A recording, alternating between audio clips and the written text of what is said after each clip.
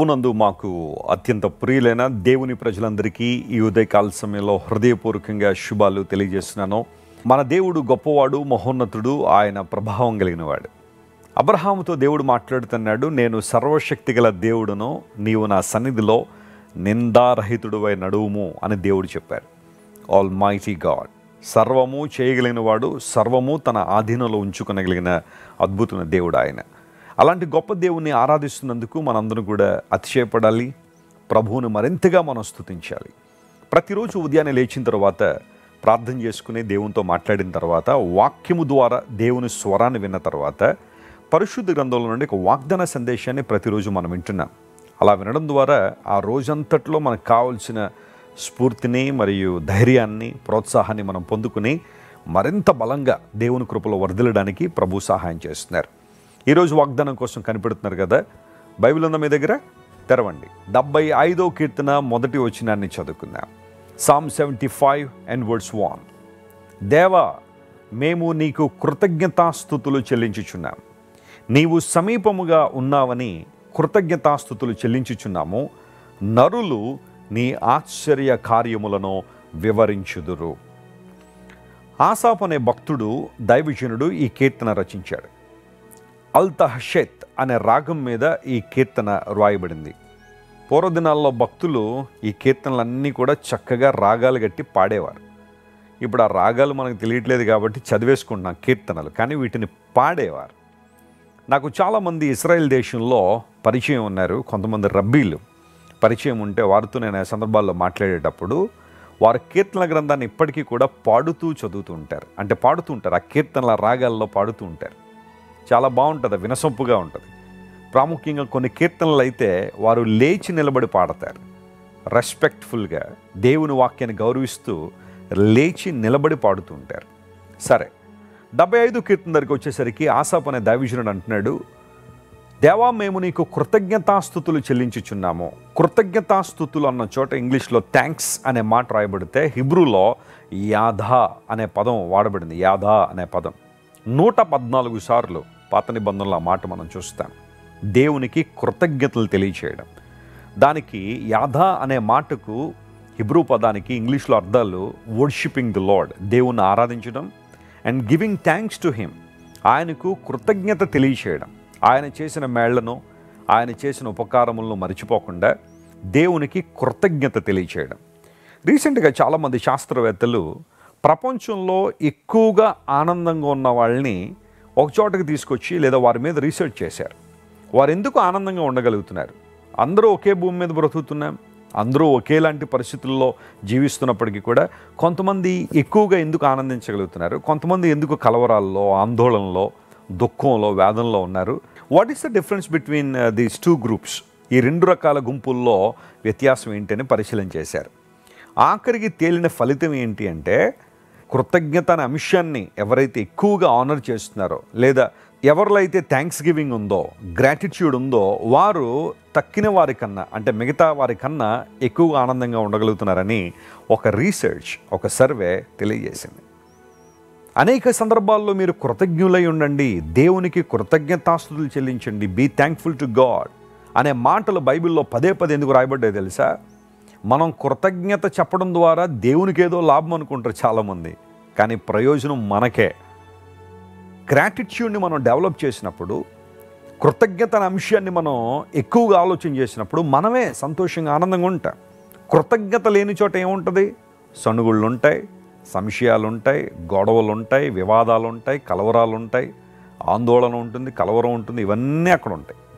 కానీ ఎక్కడైతే కృతజ్ఞత ఉంటుందో, ప్రభువును స్తుతించే అనుభవం ఉంటుందో, ప్రతి చిన్న విషయానికి దేవుని మీద ఆధారపడి, ప్రభువా నీవు నాకు ఇచ్చిన ప్రతి ఆశీర్వాదాన్ని బట్టి నీకు స్తోత్రం అని ప్రభువుకు చెప్పగలుగుతామో, అప్పుడు మన జీవితాల్లో మరిన్ని ఆశీర్వాదాలు దేవునిలో మనం చూస్తూ ఉంటాం. Lord, we give you thanks, నీకు కృతజ్ఞతాస్తుతులు చెల్లిస్తున్నాము. దానికి కూడా కారణం ఉంది, అదేనంటే నీవు మాకు సమీపంగా ఉన్నావని. ప్రియ దేవుని బిడ్డ, నీకు తెలుసా నీ దేవుడు సమీపంగా ఉండు దేవుడు అని? ఆయన ఎక్కడో దూరంగా ఉండేవాడు కాదు. ఆయన ప్రపంచంలో కొంతమంది కొన్ని రకాల వాదనలు వెలుగులో తీసుకొచ్చారు.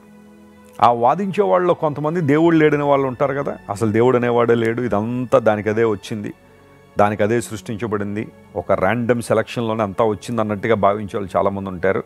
వాళ్ళ ప్రక్కన పెడదాం కొద్దిసేపు. కానీ కొంతమంది ఏమంటారు తెలుసా, దేవుడు ఉన్నాడు కానీ ఆయన మన విషయాల్లో ఎందుకు జోక్యం కలిగించుకుంటాడు? ఆయన ఎక్కడో ఉంటాడు. ఆయన తన పనుల్లో బిజీగా ఉంటాడు. ఆయన మనందరి విషయాల్లో జోక్యం కలిగించుకోవడానికి ఆయనకి అంత టైం లేదన్నట్టుగా భావించే వాళ్ళు కొంతమంది ఉన్నారు. అయితే బైబిల్ గ్రంథం అప్పుడు ఇప్పుడు ఎప్పుడూ చెప్పే మాట ఏంటంటే, దేవుడు మనకి ఎప్పుడు సమీపంగానే ఉన్నాడు. God can intervene in to a situation at any time. ఆయన ఉద్దేశాల ప్రకారం, ఆయన ప్రణాళికల ప్రకారం దేవుడు మన విషయాల్లో జోక్యం కలిగించుకోవడానికి ఆయన ఎప్పుడు సిద్ధంగానే ఉన్నాడు. బైబిల్ గ్రంథ చరిత్రలో ఈ విషయాన్ని దేవుడు అనేకసార్లు రుజువుపరిచారు. తన ప్రజలు తన వైపు చూసినప్పుడు, మొర్రపెట్టినప్పుడు, ప్రార్థించినప్పుడు, విజ్ఞాపన చేసినప్పుడు, తమను తాము తగ్గించుకుని దేవుని వైపు చూసినప్పుడు దేవుడు వారి జీవితాల్లో జోక్యం కలిగించుకున్నాడు. నీవు మాకు సమీపంగా ఉన్నావు కనుక నీకు కృతజ్ఞతాస్తులు చెల్లిస్తున్నాను. ప్రియ దేవుని బిడ్డ, ఈరోజు ఒంటరితనంతో కుమిలిపోతున్నావా? ఒంటరిగా ఏడుస్తున్నావా? ఎవరూ లేరండి వెస్లీ గారు, నన్ను బలపరిచేవారు, నాతో ప్రేమగా మాట్లాడేవారు, నన్ను ప్రేమగా పలకరించే వాళ్ళు ఎవరు లేరని బాధపడుతున్నావా? కొన్ని కుటుంబాల్లో కొంతమంది స్త్రీలు ఇదే బాధ ఈరోజు కలిగి ఉన్నారు. భర్త అయితే పేరుకైతే ఉన్నాడు కానీ ఎప్పుడూ ప్రేమతో పలకరించడండి, ఎప్పుడూ ప్రేమతో మాట్లాడండి, ఎప్పుడూ ఆప్యాయత నా మీద చూపించలేదు, నా బాధ్యతలు ఆయన నెరవేర్చడండి అని కొంతమంది స్త్రీలు ఏడుస్తున్నారు. లేదా కొంతమంది పురుషులు కుటుంబాల్లో జరుగుతున్న పరిస్థితులు బట్టి కన్నీళ్ళు పెట్టుకున్న వాళ్ళు చాలామంది ఉన్నారు. నా భార్య నన్ను పట్టించుకోదండి, ఇష్టానుసారం తిరుగుతూ ఉంటుంది, ఆమె తోచిందే చేస్తూ ఉంటుందని అనేక మంది పురుషులు ఏడుస్తున్నారు ఈ రోజుల్లో. సమీపంగా ఉన్నట్టుగానే కొంతమంది కనబడతారు కానీ వారు నిజంగా నీ మనసుకు దగ్గరగా లేరు. కానీ దేవుడు అలాంటి వాడు కాదు. ఆయన వాగ్దానం చేసిన దేవుడు, వాగ్దానం నెరవేర్చే దేవుడు. ఆయన ఇమాన్యుయల్ అనే మాటకు అర్థం ఏంటో తెలుసా? దేవుడు మనకు తోడై ఉన్నాడు. దేవుడు మనకు తోడు. God with us. మనతో ఉండడానికి వచ్చిన దేవుడు ఆయన. యేసు ప్రభువు వారి లోకానికి వచ్చి అందరికీ సమీపంగా ఉండాలనే పశువుల తొట్టిలో ఆయన పరుండు పెట్టబడి ఉన్నారు. బెత్లెహేములో యేసు ప్రభు జన్మించిన తర్వాత పశువుల తొట్టిలో పరుండు పెట్టబడడం ద్వారా ప్రతి ఒక్కరూ ఆయన చూడగలిగారు. ఆయన చూసింది మొట్టమొదటిగా గొర్రెల కాపరులే కదా, అతి సామాన్యులైన ప్రజలే కదా. యేసుక్రీస్తు ప్రభుని దర్శనం చేసుకున్న వాళ్ళు వాళ్లే కదా. ఆయన అందరికీ అందుబాటులోకి వచ్చాడు. ఆయన God is accessible and God is available to every one. నీ కులాన్ని బట్టో, నీ మతాన్ని బట్టో, నీ జాతిని బట్టో దూరం పెట్టువాడు కాదు ఆయన, నీకు దగ్గరగా వచ్చాడు ఆయన. నీవు విశ్వాస నేత్రాలతో ఆయన చూడగలిగితే, if you can understand God's love for you, దేవుని యొక్క ప్రేమను నువ్వు అర్థం చేసుకోగలిగితే ఆయన నీకు సమీపంగా ఉన్నాడనే విషయం నీకు చాలా క్లియర్గా అర్థమవుతుంది. తద్వారా దేవుని ఆనందించగలుగుతావు, ప్రభువులో సన్నతించగలుగుతావు. నరులని ఆశ్చర్య కార్యములను వివరిస్తారు. ఆశ్చర్య కార్యాలు జరిగాయి కాబట్టే వాటిని వివరించగలుగుతున్నాం. కార్యాలు జరగకుండా, ఆశ్చర్యమైన కార్యాలు జరగకుండా వివరించే కృప మనకు లేదు కదా. దేవుడు మన జీవితాల్లో ఆశ్చర్య కార్యాలు జరిగిస్తారు. ఈరోజు బహుశా ఒక అద్భుతం కోసం కనిపెడుతున్నావు, ఒక అద్భుతం కోసం ప్రార్థన చేస్తున్నావా? నమ్ము ప్రియ దేవుని బిడ్డ, నీ దేవుడు నమ్మకమైన వాడు, నీ పట్ల ఉన్నతమైన ప్రణాళికలు కలిగిన వాడు. ఖచ్చితంగా అద్భుతాలు చేస్తాడు. ఈ వాగ్దానాన్ని క్లెయిమ్ చేసుకుని ప్రభువును స్తుతించండి, మీ జీవితంలో అద్భుతాలు జరుగుతాయి. ప్రేమగల తండ్రి, ఇంతవరకు నువ్వు మాట్లాడిన ప్రతి మాటను బట్టి నీ కొందనాలు. నీవు మాకు సమీపంగా ఉన్నావు కనుక నీ కొందనాలు అయ్యా. ఈ లోకంలో ఎవ్వరూ మాకు సమీపంగా లేనప్పుడు నువ్వు మా కోసం ఈ లోకాన్ని దిగి వచ్చావు. తద్వారా నీ ప్రేమను, నీ ఔన్నత్యాన్ని, నీ కృపను మా పట్ల రుజువుపరిచినందుకు నీకు స్తోత్రాలు. ఈ వాగ్దాన సందేశాన్ని వింటున్న మా ప్రియులందరినీ నూతన శక్తితో, బలంతో మీరు ఆవరించండి, అద్భుతాలు చేయండి. ఈ రోజంతట్లో కావలసిన కృపా సమృద్ధిని వారి మీద కుమ్మరించండి. యేసు నామం పేరిట అడిగి వేడుకొంచున్నాం తండ్రి, ఆమేన్. God bless you dear friends. దేవుడు మిమ్మల్ని దీవించి ఆశీర్వదించి బలపరచును గాక. మీరు ఇంతవరకు విన్న దైవ సందేశం మరియు దేవుని సేవకులు చేసిన ప్రార్థన మీకు ఆశీర్వాదకరముగా ఉన్నదని విశ్వసించుచున్నాము. ఈ సందేశాన్ని మీ స్నేహితులకు, బంధువులకు షేర్ చేయండి. మీకు ఏదైనా ప్రార్థన అవసరత ఉన్నచో మా ఫోన్ నంబర్లకు కాల్ చేయండి.